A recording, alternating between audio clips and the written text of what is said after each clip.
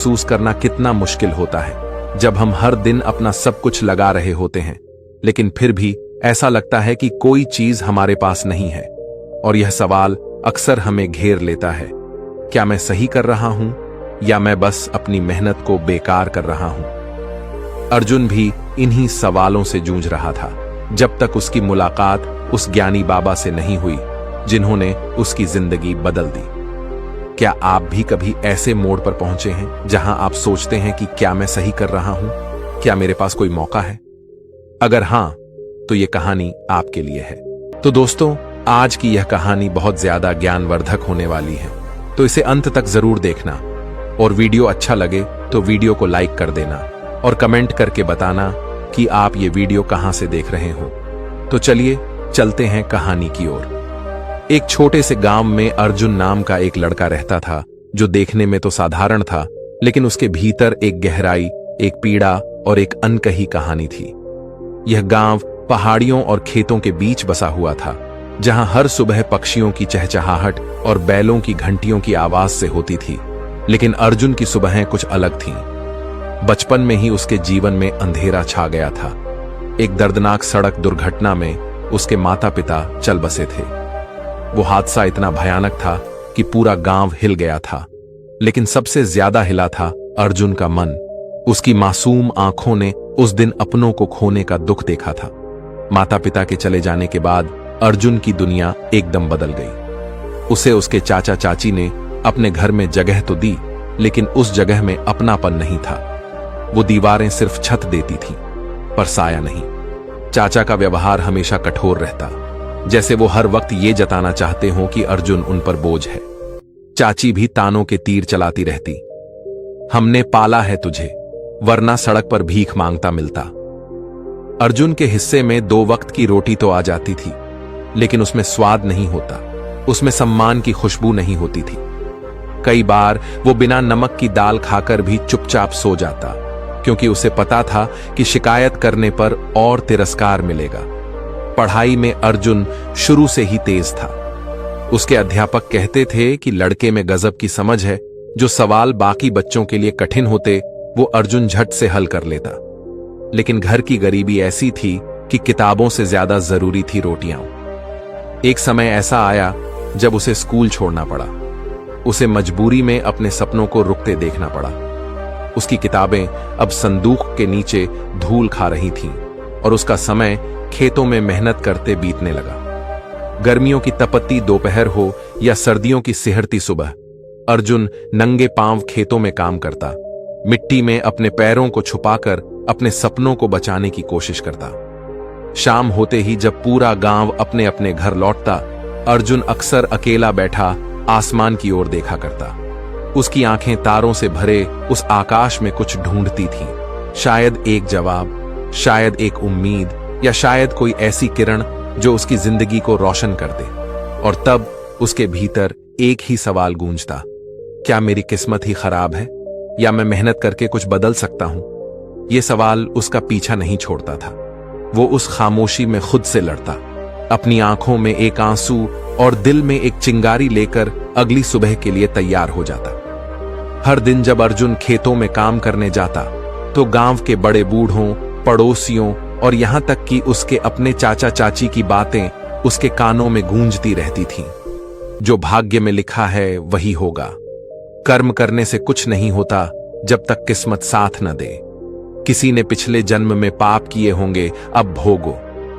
ये वाक्य न केवल शब्द थे, बल्कि तीर बनकर उसके आत्मसम्मान को छलनी कर देते थे। जब वो किसी से अपने सपनों की बात करता कि वो दोबारा पढ़ाई करना चाहता है, कुछ बनना चाहता है, तो लोग हंसते, व्यंग्य करते और कहते, तू क्या करेगा पढ़ लिख कर? बैल बनकर खेत जोतने ही तो हैं, यही भाग्य है तेरा। अर्जुन की मासूम आंखों में जो चमक कभी हुआ करती थी, अब वो धीरे धीरे बुझने लगी थी।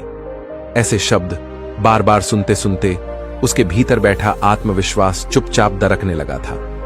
वो जब अकेले में होता तो उन्हीं बातों को दोहराता जो दिन भर सुनता था। क्या वाकई भाग्य से बाहर कुछ नहीं हो सकता? क्या मेरी मेहनत व्यर्थ जाएगी? क्या मेरा जन्म ही किसी सजा की तरह हुआ है? ऐसे सवाल उसके मन को खोखला करते जा रहे थे।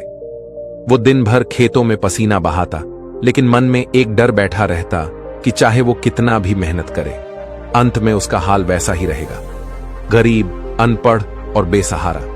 अर्जुन का मन जैसे दो धाराओं के बीच फंसा था। एक तरफ उसका आत्मबल जो कहता था कि कुछ भी असंभव नहीं, और दूसरी तरफ समाज की वो आवाजें जो हर रोज उसकी उम्मीदों को कुचलने की कोशिश करती थीं। धीरे धीरे ये आवाजें उसके मन की शांति को निगलने लगीं और उसे ऐसा महसूस होने लगा जैसे वो एक अनदेखी कैद में जी रहा हो, जहां बाहर की जंजीरें नहीं बल्कि लोगों के शब्द और अपने ही संदेह उसे जकड़े हुए थे। एक दिन गांव में अचानक हलचल मच गई। खेतों में काम कर रहे लोग, कुएं पर पानी भरती औरतें और चौपाल पर बैठे बुजुर्ग, सबके बीच एक ही खबर गूंज रही थी। सुना तुमने? पास के पहाड़ों वाले गांव में एक बहुत ही ज्ञानी बाबा आए हैं। ये बात हवा की तरह पूरे गांव में फैल गई थी। लोग आपस में कानाफूसी करने लगे। कहते हैं उन्होंने वर्षों तक हिमालय की बर्फीली गुफाओं में तप किया है, बिना भोजन, बिना किसी सहारे। जो भी ये बात सुनता, उसकी आंखों में आश्चर्य और श्रद्धा की एक झलक आ जाती। बताया जा रहा था कि वो बाबा न केवल योग और ध्यान के झाता हैं, बल्कि जीवन के गहरे रहस्यों को भी समझते हैं।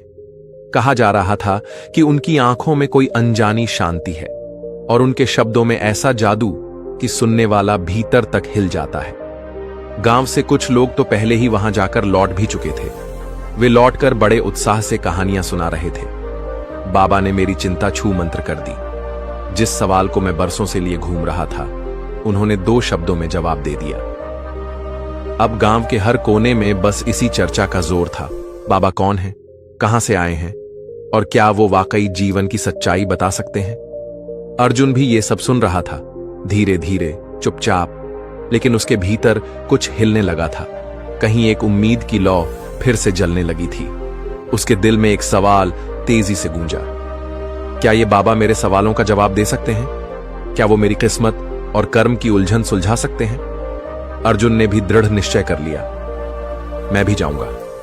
मैं जानना चाहता हूं, कर्म बड़ा है या भाग्य? उस रात वो देर तक सो नहीं पाया। मन में एक तूफान सा चल रहा था। इतने सालों से जो सवाल उसे अंदर ही अंदर तोड़ रहे थे, अब उन्हें किसी सच्चे ज्ञानी के सामने रखने का अवसर मिला था। सुबह की पहली किरण के साथ ही वह उठ खड़ा हुआ, जैसे उसके भीतर कोई नई ऊर्जा जन्म ले चुकी हो। आंखों में थकान के स्थान पर एक चमक थी, सच्चाई जानने की जिज्ञासा की चमक। उसने जल्दी जल्दी थोड़ा सा सूखा भोजन पोटली में बांधा और बिना किसी को कुछ बताए घर से निकल पड़ा। गांव की कच्ची गलियों से होते हुए वह सीधे उस पहाड़ी रास्ते की ओर बढ़ चला, जिसके बारे में सुना था कि वह ज्ञानी बाबा के गांव की ओर जाता है। रास्ता आसान नहीं था। कहीं ऊबड़ खाबड़ पथरीली जमीन थी, कहीं संकरी पगडंडियां जो पहाड़ों के किनारे से होकर जाती थीं। सूरज धीरे धीरे सिर पर चढ़ रहा था, लेकिन अर्जुन के कदम नहीं रुके। पसीना उसकी पीठ भिगो रहा था, पर उसके भीतर जो सवाल धधक रहा था वो उस थकावट पर भारी था। घंटों चलने के बाद जब दोपहर की धूप तेज हो गई थी, तब जाकर वह उस गांव में पहुंचा जहां बाबा ठहरे हुए थे। वहां का माहौल अलग था, शांत, सरल और किसी तपोवन सा पवित्र। लेकिन जैसे ही अर्जुन ने वहां पहुंचकर नजरें उठाईं, उसका मन थोड़ा भारी हो गया। बाबा से मिलने के लिए लोगों की लंबी लाइन लगी थी। हर कोई अपने अपने प्रश्न, दुख और आशाएं लिए खड़ा था। कुछ चेहरे उत्साहित थे तो कुछ बोझिल, लेकिन सभी में एक समानता थी, एक उम्मीद। अर्जुन भी उस लाइन में जाकर चुपचाप खड़ा हो गया। समय धीरे धीरे बीतता रहा, घड़ी की सुइयों की तरह धीमा पर ठोस। और फिर जब आखिरकार उसका नंबर आया, तब अर्जुन का दिल जोर जोर से धड़कने लगा। उसके पांव हल्के कांप रहे थे, लेकिन उसने खुद को संभाला और बाबा के सामने जाकर विनम्रता से बैठ गया। उसके होंठ सूख चुके थे, गला रूंधा हुआ था, लेकिन फिर भी उसने साहस जुटाया और धीमी, कांपती हुई आवाज में कहा, बाबा, मैं जानना चाहता हूं, कर्म बड़ा है या भाग्य? उस एक वाक्य में वर्षों का दर्द, संघर्ष और जिज्ञासा भरी थी, जैसे किसी ने सैकड़ों भावनाओं को एक ही सवाल में पिरो दिया हो।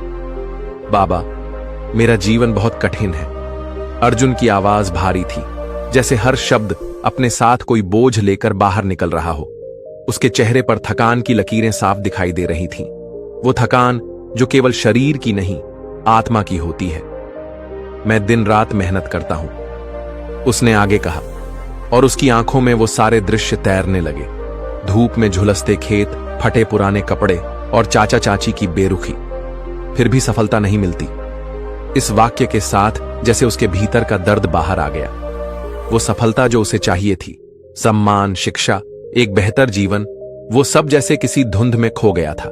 उसने गहरी सांस ली और आगे बोला, कभी कभी लगता है कि सब कुछ किस्मत से होता है। उसकी आंखें अब बाबा के चेहरे पर टिकी थीं, जैसे वहां उसे कोई रोशनी दिखेगी। बताइए बाबा, कर्म बड़ा है या भाग्य?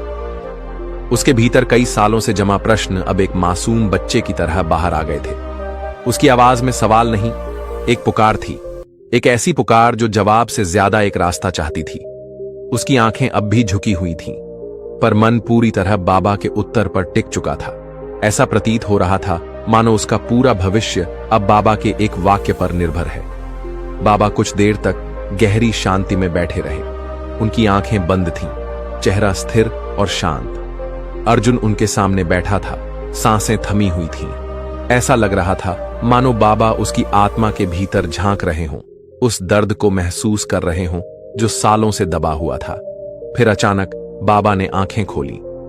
उनके चेहरे पर एक हल्की मधुर मुस्कान उभरी, वैसी मुस्कान जो न सिखाती है न समझाती है, बस एक अटूट भरोसा देती है।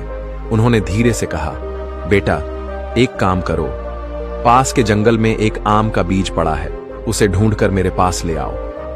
अर्जुन थोड़ा चौंका। उसे उम्मीद थी कि बाबा उसे भाग्य और कर्म पर कोई गूढ़ ज्ञान देंगे, कोई दर्शन बताएंगे, कोई मंत्र सिखाएंगे। लेकिन ये क्या? एक बीज लाने को कह रहे हैं। उसकी भौहें हल्की सी सिकुड़ी, पर उसने कोई सवाल नहीं किया। बाबा की आंखों में जो शांति थी वह उसे किसी प्रकार की परीक्षा जैसी लग रही थी। उसने सिर हिलाया और चुपचाप उठ खड़ा हुआ। दोपहर की गर्मी तेज हो चुकी थी, पर उसका मन अब किसी और ही खोज पर था। वह जंगल की ओर बढ़ चला। उन पगडंडियों पर जो कांटों, सूखी टहनियों और गिरी हुई पत्तियों से भरी थीं। हर पेड़ के नीचे वह झुक झुक कर देखता, पत्तों को हटाता, मिट्टी को रेतता। वो बीज कोई साधारण बीज नहीं था।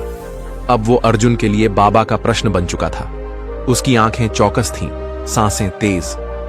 अंततः काफी खोजबीन के बाद उसे एक आम का बीज दिखाई दिया, जमीन में आधा दबा हुआ, सूखा सा, पर फिर भी पूर्ण। उसने उसे बड़े ध्यान से उठाया, हाथों से साफ किया और मन में यह सोचते हुए कि इसका क्या अर्थ होगा, वो वापस बाबा के पास लौटा।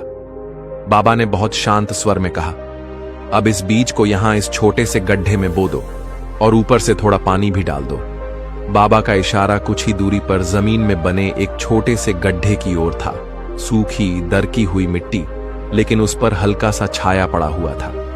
अर्जुन ने बिना कोई सवाल किए उस बीज को अपनी हथेली में दबाया, धीरे से गड्ढे के पास गया और पूरे आदर से, जैसे कोई अनमोल चीज रखता हो, उस बीज को उसमें डाल दिया।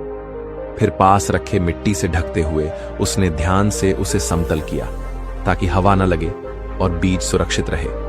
उसके बाद वहां रखे एक छोटी बाल्टी से पानी लिया और उतनी ही श्रद्धा से उस गड्ढे में धीरे धीरे उड़ेल दिया। पानी जमीन को भिगो रहा था और अर्जुन को ऐसा लगा जैसे उसका अपना दिल भी कुछ हल्का हो रहा हो, मानो भीतर के सूखेपन में भी किसी उम्मीद की नमी उतर रही हो। उसने एक नजर बाबा की ओर देखा। बाबा अब भी मुस्कुरा रहे थे, लेकिन उनकी वो मुस्कान अब केवल एक हाव भाव नहीं, बल्कि एक गहरा संदेश लग रही थी। अर्जुन के मन में अब और भी प्रश्न जन्म लेने लगे थे। ये बीज क्यों? इसका क्या संबंध है भाग्य और कर्म से? लेकिन वो चुप रहा। उसने सीखा था कि कुछ उत्तर शब्दों से नहीं, अनुभवों से मिलते हैं। वो इंतजार करने को तैयार था। बाबा ने अपनी दृष्टि उस गड्ढे की ओर टिकाए रखी जहां अर्जुन ने अभी अभी बीज बोया था। फिर उन्होंने बेहद शांत लेकिन गूंजती हुई आवाज में कहा, अब रोज इसे पानी देना, इसकी देखभाल करना। जब धूप तेज हो तो इसकी मिट्टी न सूखने पाए, जब बारिश हो तो पानी ज्यादा न भरने पाए। इसके चारों ओर से घास और झाड़ियां हटाते रहना ताकि इसे जगह मिले बढ़ने की। अर्जुन ध्यान से सुन रहा था, लेकिन अब भी वो उत्तर नहीं मिला था जिसके लिए वह आया था। बाबा थोड़ी देर रुके, फिर गहराई से उसकी आंखों में देखते हुए बोले, लेकिन ध्यान रहे, अगर तू अब यहां से चला गया और सोचा कि जो होना है वो तो भाग्य से होगा, कि ये बीज अपने आप पेड़ बन जाएगा, तो क्या होगा। ये कहते हुए बाबा की आवाज थोड़ी कड़क हो गई, लेकिन उस कठोरता में एक गहरी करुणा छुपी थी। सोच बेटा, बाबा ने आगे कहा, अगर तू इसे यूं ही छोड़ दे तो क्या ये बीज अपने आप अंकुरित होगा? क्या ये पेड़ बनेगा? नहीं, इसे धूप जलाएगी, मिट्टी सूख जाएगी, कीड़े खा जाएंगे। एक दिन तू लौटेगा तो यहां सिर्फ सूखा गड्ढा मिलेगा और तू कहेगा कि किस्मत ने साथ नहीं दिया। अब अर्जुन के चेहरे पर सोच की परछाइयां उतरने लगी थी। बाबा ने अपनी बात को और स्पष्ट करते हुए कहा, भाग्य ने तुझे बीज दिया है, लेकिन पेड़ बनाना वो तेरा कर्म है। अगर तू मेहनत करेगा, प्रेम से इसकी सेवा करेगा, तो यही बीज एक दिन विशाल छाया देने वाला वृक्ष बनेगा। पर अगर तू उसे नजरअंदाज कर दे तो तेरे पास बहाना बचेगा, पेड़ नहीं। अर्जुन अब पूरी तरह चुप था, लेकिन उसका मन भीतर से जैसे जाग उठा था। अर्जुन ने कुछ पल चुप रहकर उस गड्ढे को देखा जहां अभी बीज दबाया था। उसकी आंखों में जैसे कोई तस्वीर उभर आई हो, एक बीज जो अकेला पड़ा पड़ा सूख रहा है, सड़ रहा है। और फिर वह धीमी मगर ठहरी हुई आवाज में बोला, बाबा, तब तो बीज सड़ जाएगा, पेड़ नहीं उगेगा। बाबा की मुस्कान और गहरी हो गई। वो मुस्कान किसी समाधान की नहीं, बल्कि आत्मबोध की थी। उन्होंने सिर हिलाया और बोले, यही है उत्तर बेटा, यही तो मैं तुझसे कहलवाना चाहता था। उन्होंने अपनी छड़ी से जमीन पर एक वृत्त खींचा और उसकी ओर इशारा करते हुए बोले,